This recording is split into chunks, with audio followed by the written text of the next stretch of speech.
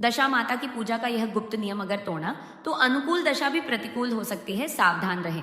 दशा माता का व्रत। मनुष्य या किसी भी वस्तु की स्थिति का परिवर्तन अलौकिक शक्ति के द्वारा होता है। उस अलौकिक शक्ति का नाम है दशा माता। मनुष्य की दशा अनुकूल होने पर उसका चारों ओर से कल्याण होता है, जबकि यदि दशा प्रतिकूल हो तो अच्छा काम भी बुरा प्रभाव देने लगते हैं।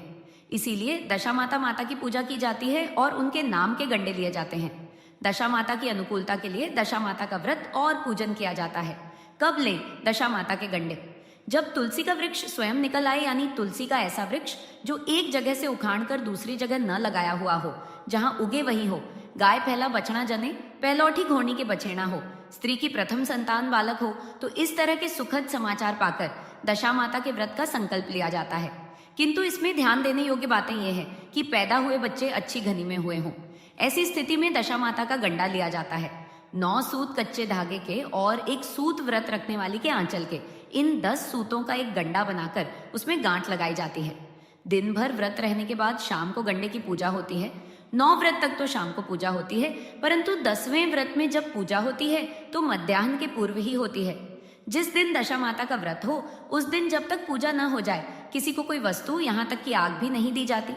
पूजा के पहले उस दिन किसी का स्वागत भी नहीं किया जाता।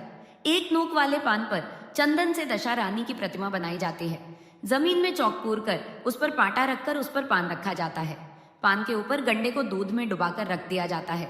उसी की हल्दी और अक्षर से पूजा होती है और घी, गुण, बताशा आदि का भोग लगता है।